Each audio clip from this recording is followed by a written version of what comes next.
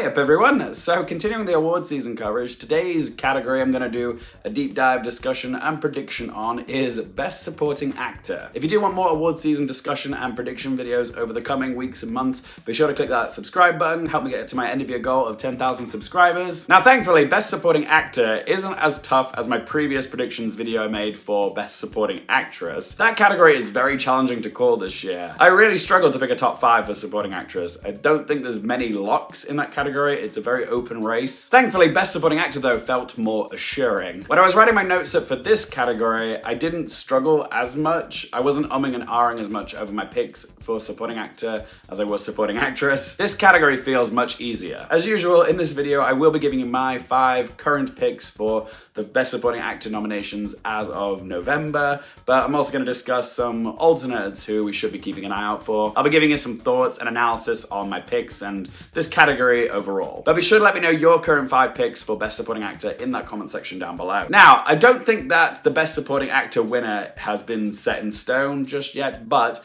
I do think the race for Best Supporting Actor has begun to take shape. Just like this time last year, I was feeling pretty confident at this point for my picks for Best Supporting Actor. At this point, I had 4 out of 5 correctly guessed, but so did most people, because last year was a pretty easy year for Best Supporting Actor. And the same could be said about this category again this year. Most of us Oscar pundits seem collectively agreed on who we're expecting to see show up in this category. There's about 7, maybe 8 contenders in rotation, but everyone's got like 5 out of these 8, just in a slightly different order. As of right now, I would say I feel pretty confident with my 5. I've also managed to see all 5 of my current picks, so I know how good these performances are. I'm genuinely a fan of all of them. And what's really cool about this category and my current 5 is that I can genuinely see any one of the 5 becoming the official frontrunner. I can make that argument for any one of my 5, and that's what I'm gonna do. If you go on the Awards Expert app and click on the Supporting Actor category and go on the Community tab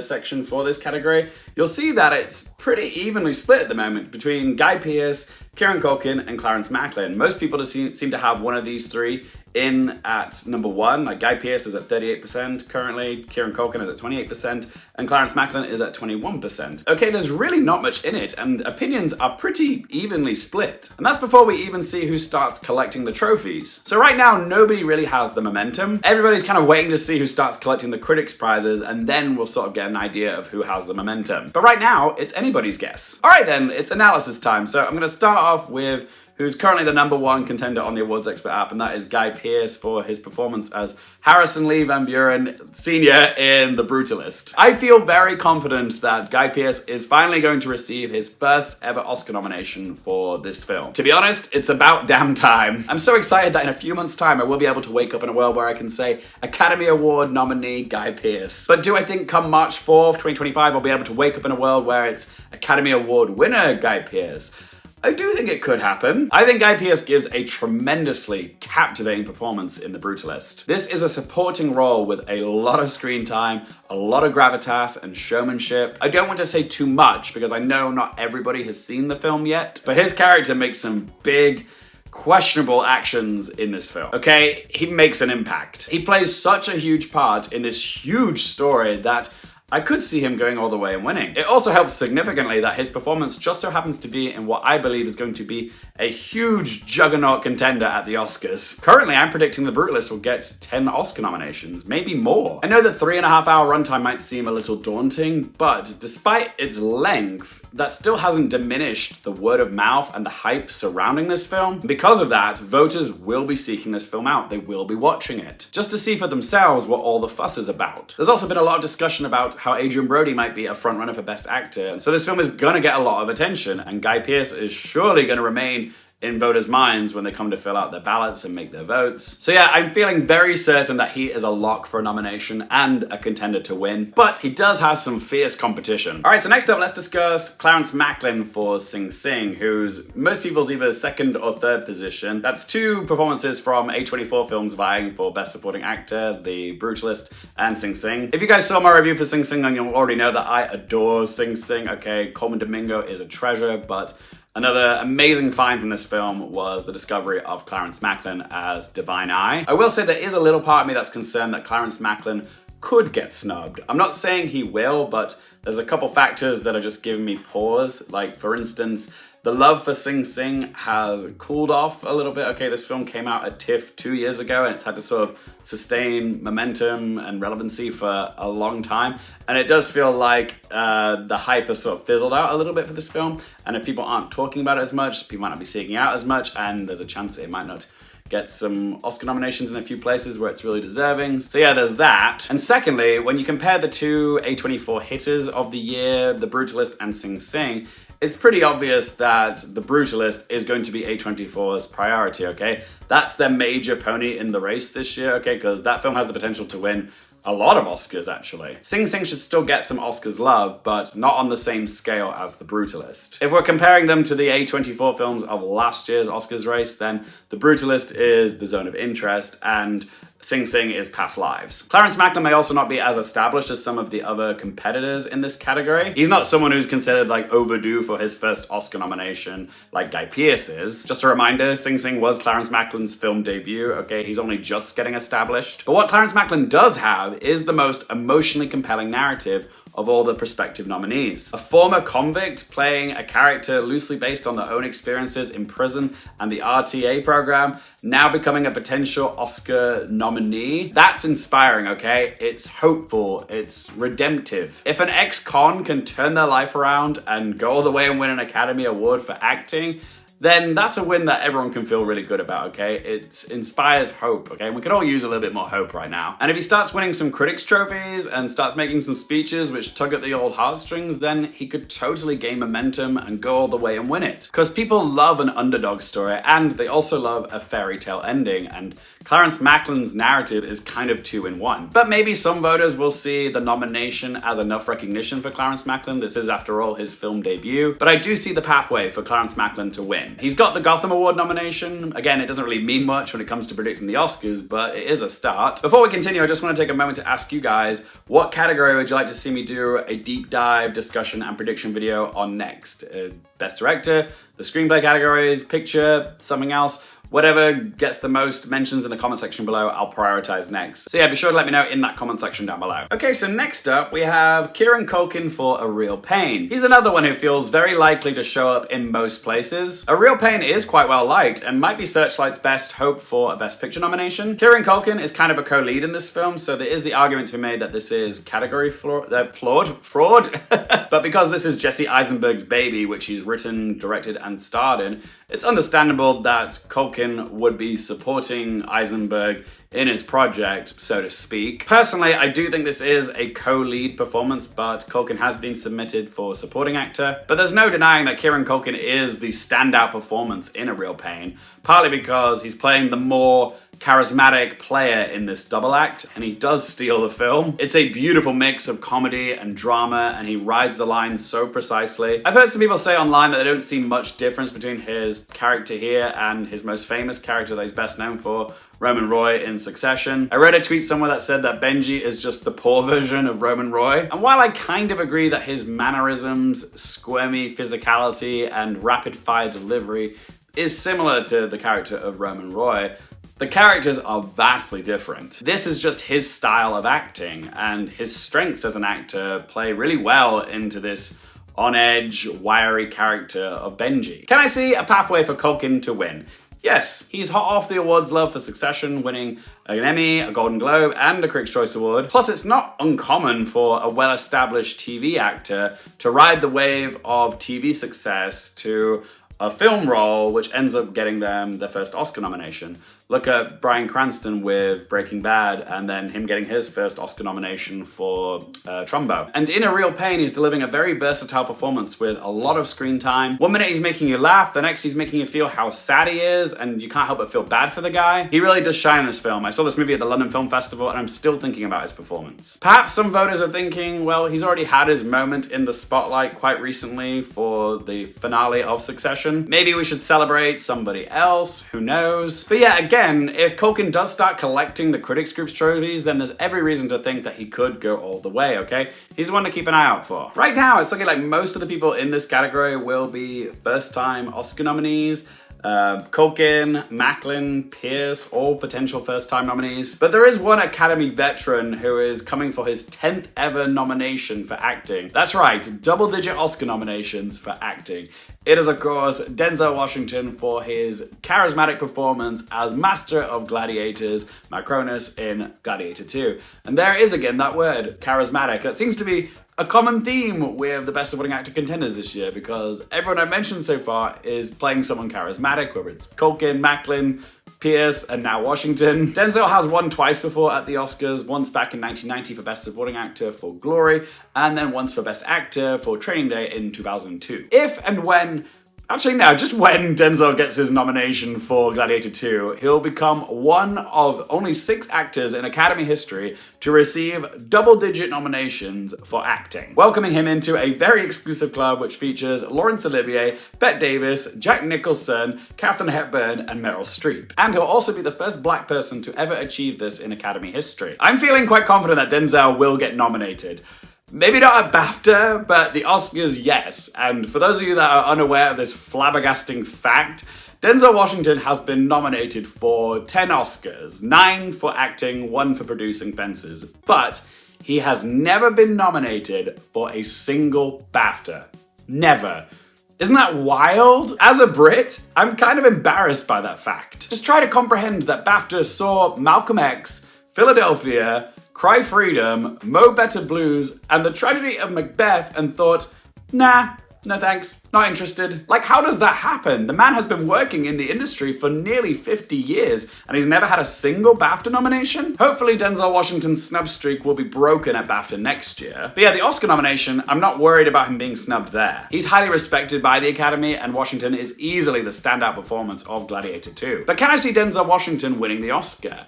Yes, actually. I know some people have been quite quick to dismiss him because he is playing a Machiavellian and slightly campy character in a Legacy sequel. Some people will probably see a nomination as enough of a win for Denzel Washington because if he gets the nom, he gets indoctrinated into the double-digit club for acting. Okay, so he's already made history, being the first black person to join that exclusive club.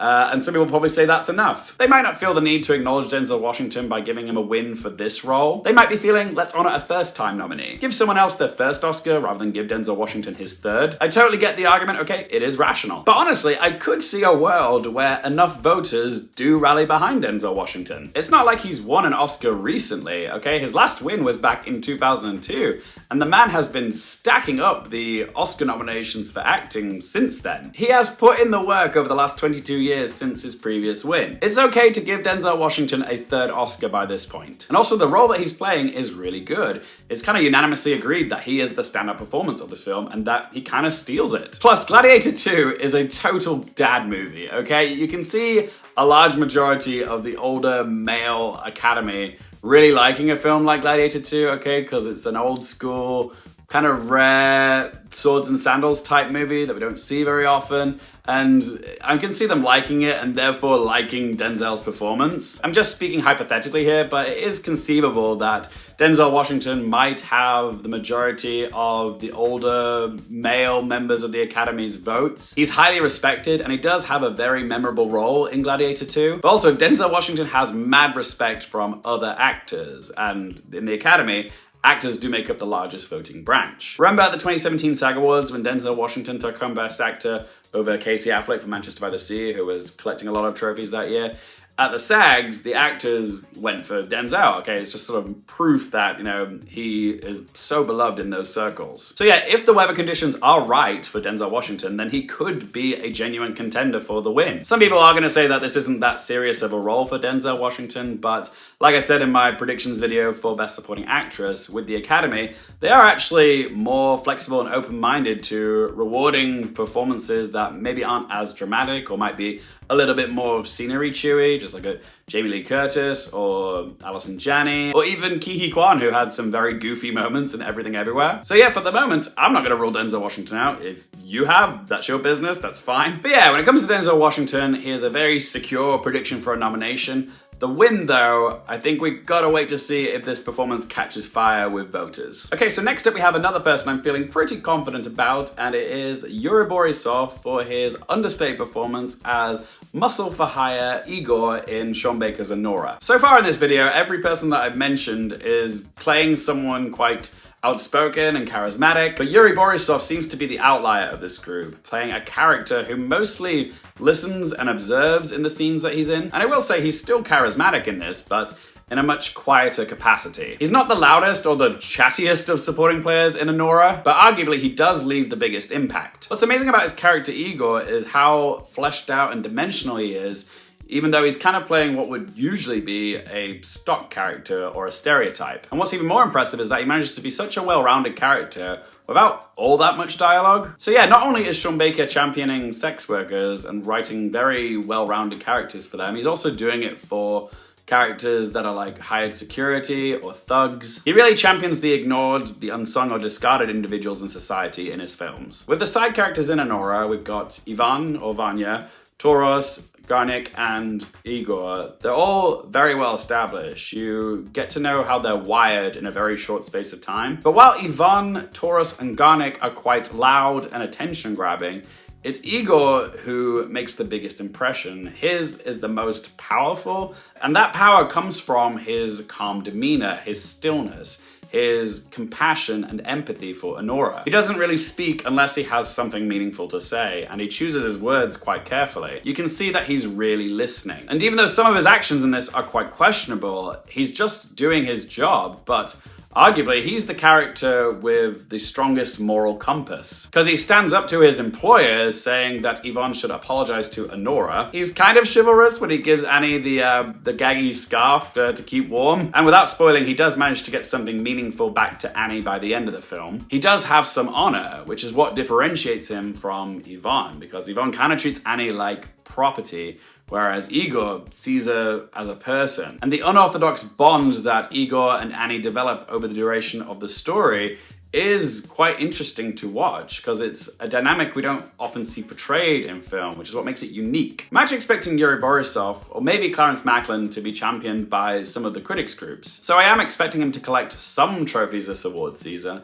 Maybe not at the big bodies like BAFTA, SAG, or the Oscars, but he could potentially pick up supporting at the Critics' Choice Awards. Anora is beloved by critics, and I could see a Mikey Madison, Yura Borisov pairing happening at the Critics' Choice Awards. The only way I could see Yura Borisov winning the Oscar is if he manages to pick up a big precursor win somewhere other than the Critics' Choice Awards, so a BAFTA, Golden Globe, or the SAG. He would need one of those in order to win the Oscar. I still think when it comes to Anora that Mikey Madison's performance is the one that's going to be celebrated the most this award season. So yeah, it's not impossible. There is a pathway for Yura Borisov to win the Oscar, but out of all the people I've discussed so far in this video, his pathway seems the most challenging. So far, he's the one I'm least confident about going all the way and winning. But out of all the prospective nominees, he's probably the one that I personally would love to see win the most, but that's just me. But yeah, what about Yura Borisov's aforementioned co-stars in Anora? Could any of them be in the running? The next in line of the bunch that I mentioned would be Mark Eidelstein for his performance as the spoilt brat Ivan or Vanya. Mark Eidelstein delivers a firecracker performance as Ivan.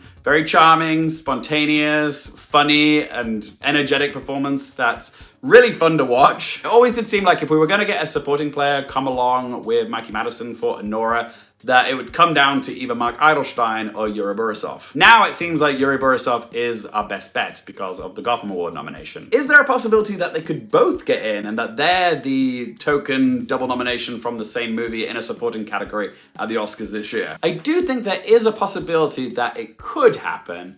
I'm not predicting it as of yet, but there is a chance this could be a sort of Cody Smith-McPhee and Jesse Plemons in The Power of the Dog type situation. Anora is a loved film, okay? It's arguably more crowd-friendly than The Power of the Dog ever was. And while there is a threat that Mark Eidelstein and Yura Borisov might end up splitting votes and neither of them gets in, there is also the possibility that voters who really love the film Anora thought that they were both great in it and both deserve recognition, so they give, both of them a vote. I mean, that's what I'm going to be doing when I come to fill in my ballots for the critics groups that I'm in. So if I'm thinking like that, then I can't be the only one with that mentality towards the supporting male performances in Anora. I think they're both going to get votes, but it seems Yura Borisov does have more support. It's just a question of whether he gets in or Mark Eidelstein comes along with him. As for Vache Tamazian and Karen Karagulian, They weren't even mentioned on the FYC Anora slip, you know, for Best Supporting Actor. So they don't seem likely at all. I'm not going to entertain the possibility of them getting nominated. But yeah, a lot of people have dubbed Eidelstein as the Russian Timothée Chalamet.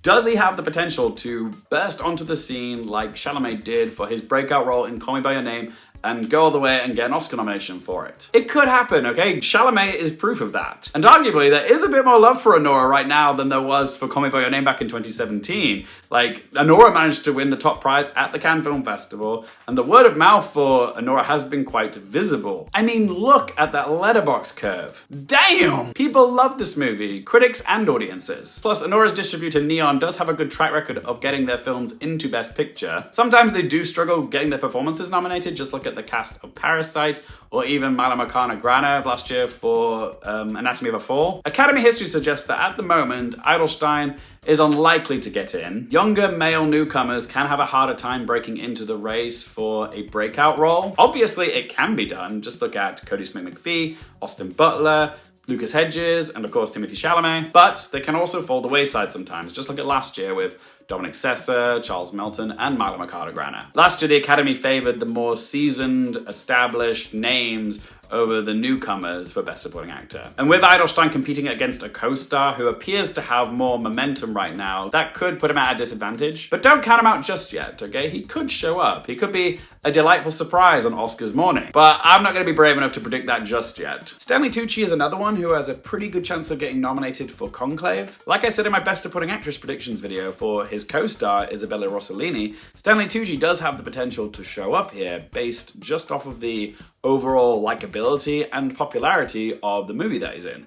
Also doesn't hurt that he's really good in the film as well. He doesn't have a wild amount of screen time, but he does have a few juicy bits of dialogue. He probably has done enough to stay in the minds of voters when they come to fill out their ballots. So he could show up, and honestly, it's about damn time that Stanley Tucci received a second Oscar nomination by now. He's not had one since 2010 for The Lovely Bones, and he's someone who I feel like should be on their fourth or fifth Oscar nomination by now, not their second. And perhaps some voters will be thinking similarly. But it is a smallish part, and given that there are so many charismatic supporting performances to choose from this year, many which have a lot more screen time, there's a chance Stanley Tucci could be passed over for someone with a bigger, more sizable performance. At this moment in time, if anyone's going to battle it out with Yura Borisov for the fifth spot in supporting actor, it probably would be Stanley Tucci. I could see them duking it out. Brian Tyree Henry is another one to watch out for his fantastic performance as coach in The Fire Inside. Brian Tyree Henry's previous Oscar nomination for Causeway is one of my favorite Oscar nominations ever, because it was such a nice surprise on Oscars morning. The dude missed so many of the major precursors, but then just rocked up in the Oscar nominations, which makes me feel like maybe he could do it again for The Fire Inside. He could be someone who is just so well respected by the Academy that he just shows up again for another gentle, tender supporting performance. But does lightning strike twice? Part of me thinks it's unlikely it's going to happen again for Brian Tyree Henry. I'm not going to put Brian Tyree Henry in my five because The Fire Inside isn't making the same amount of noise as, say, Anora, The Brutalist, Sing Sing, or Conclave. Plus, Brian Tyree Henry does seem to be the only representation for awards consideration for The Fire Inside. He did get the Gotham Award nomination for supporting. But as I've said before, if you are solely representing for your film, that can put you at a disadvantage. So I'm not going to predict him yet. Jeremy Strong was amazing in The Apprentice and would be absolutely deserving of a nomination for his performance as Roy Cohn. And part of me would love to see the two Succession brothers nominated in the same category at the Oscars. But I don't know. Given the results of the US election, I don't know if voters will want to go anywhere near anything that's Donald Trump related or Donald Trump adjacent. They may not want to go anywhere near this film anymore, even though the film doesn't paint Donald Trump or Roy Cohn in a positive light.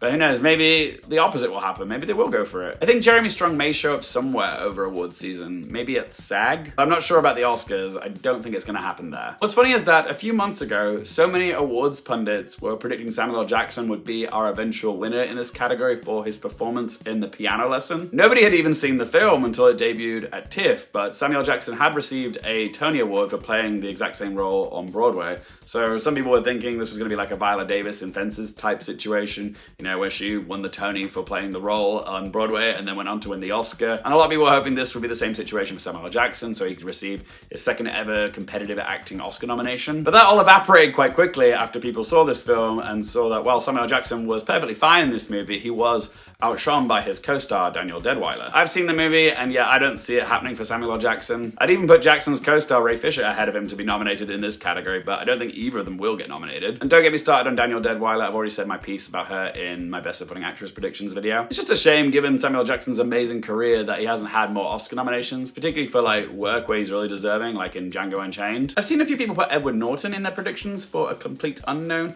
I'm not sure why though, because only a handful of people have seen this film. I'm gonna wait until I've seen the film before I put him in or don't put him in my predictions. Also, I've seen September 5, and I don't quite get the awards buzz for it. It is a good film, but I never saw it as an Oscars movie, so I'm not putting John Magaro or Peter Sarsgaard in my 5. J.K. Simmons in Juror Number 2, that's not happening. The film just hasn't picked up steam, and even though J.K. Simmons did manage to surprise with a supporting actor nomination for Being the Ricardos, I can't see him duplicating that same result this year for Juror Number 2. He is good in it, but his co-stars Nicholas Hoult and Toni Collette have substantially more to do in this film, and even they're barely getting discussed. I can't see J.K. Simmons getting another surprise nomination, especially if his co-stars in the film don't even have a chance. My personal wish pick that I would love to see show up in this category would be Hugh Grant for Heretic. But yeah, I thought he was magnificent in that. Very worthy of a supporting actor nomination. But yeah, we all know that that ain't gonna happen because of what?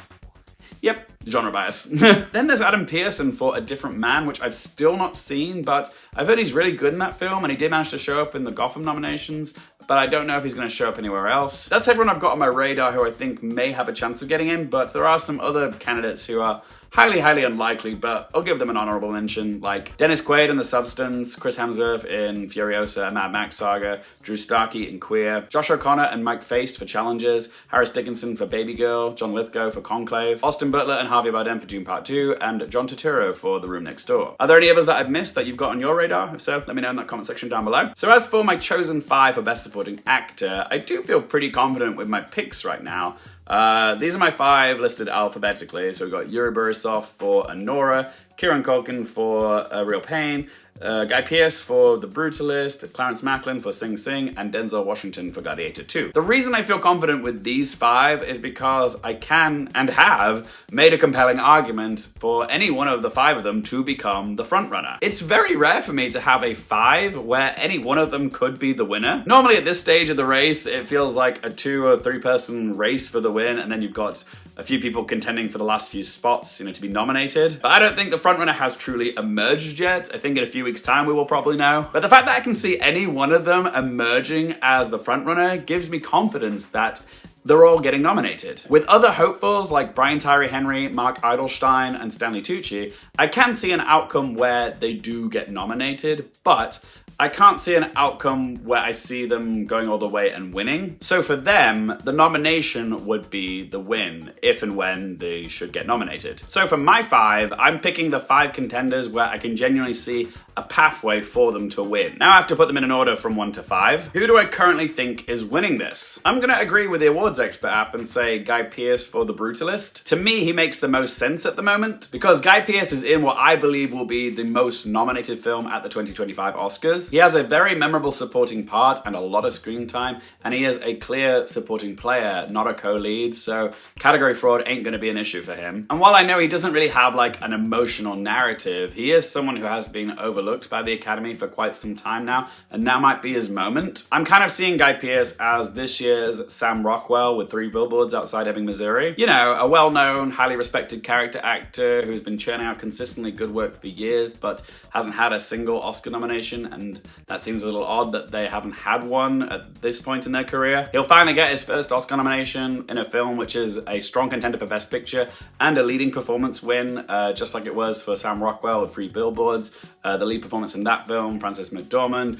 went on to win her second Oscar for that film, and Rockwell also won. The parallel here would be Adrian Brody, because it looks like he is coming for his second Best Actor Oscar for The Brutalist. But yeah, I could see Adrian Brody and Guy Pearce winning Best Actor and Best Supporting Actor together. I'm not locked into the idea yet, but I can see the pathway for it to happen. And if that happens, it would mean we'd have 2 back-to-back years where the 2 male Oscars for acting go to 2 men from the same film, like last year with Cillian Murphy and Robert Downey Jr. for Oppenheimer. So yeah, for now, I'm gonna predict Guy Pearce for The Brutalist. I've not locked him in yet for the win. My opinion could change over the coming months. Like I said, any one of my 5 could emerge as the front runner. It could be Guy Pearce, it might not be, but deep down, he is who my gut is telling me to go with right now. A few weeks ago, it was Denzel, and a few months ago, it was Clarence Maclin. So it can change. So next up at number 2, I am gonna put in Denzel Washington for Gladiator 2, which I know is a bit of a ballsy move, because that's not the popular consensus on the app. Most people have Denzel in the 4th spot. Emotionally, Kieran Culkin and Clarence Maclin gave baitier performances. Maybe it's recency bias, because I did just see Gladiator 2 last week, so it's fresh in my mind, but there's no denying just how good Denzel's performance is in that movie. He dazzles in that role. Yes, he has already won 2 Oscars for acting, but it has been over 20 years since his last win, and he's been racking up subsequent acting nominations since then. Okay, the man hasn't been slacking. He is very well respected, and his charismatic performance in Gladiator 2 might be enough to net him his 3rd Oscar. So yeah, it could all change in a few weeks' time, but for now, I'm gonna put Denzel Washington in at number 2. At number 3, I'm gonna go to Clarence Maclin. The Sing Sing love may have cooled off a little bit, but there is still time for Maclin to gain some of that momentum back. He's bound to win some critics' prizes, and if he can deliver some impassioned speeches which like go viral,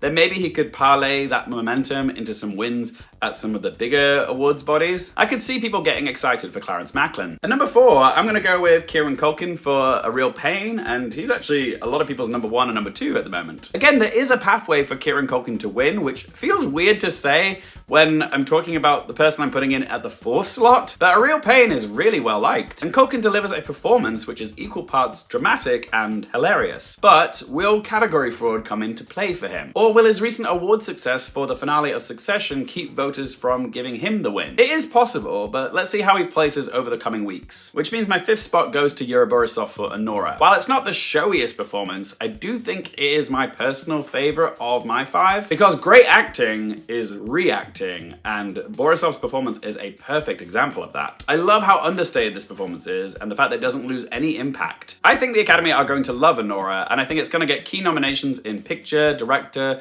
original screenplay, editing, and best actress. It's going to be watched, and I think because of the strength of the movie and the fact that Yura Borisov is picking up steam, I think he is going to come along with Mikey Madison for an acting nomination, or at least I hope he does. I feel the fact that he's not very well known, and the fact that his is probably the least showiest performance of the bunch, that will keep him from winning the Oscar. But you never know. Maybe the love for Anora will be more palpable than we thought, and the love for Anora begins to snowball, and Yura Borisov comes along for the ride. But still, I'm going to keep him at slot number 5 for now. As for my final thoughts, even though I'm quite happy and confident with this 5, there is a little part of me that's worried that maybe one of the smaller, quieter newcomers may get bumped in favor of someone more established. Clarence Maclin or Yura Borisov aren't as well known as, say, Stanley Tucci or Brian Tyree Henry or Edward Norton, so we might see an outcome where they get bumped for one or more of those guys. Not saying I wouldn't be happy to see Stanley Tucci or Brian Tyree Henry show up on Oscars morning, but hopefully this is the 5 that we get. But yeah, it's definitely not 100% guaranteed. We could be in for a surprise. But yeah, if it does end up being 4 first-time nominees and Denzel Washington, I will be very happy. There you have it, guys. Those are my predictions for Best Supporting Actor 2025 as of November 2024.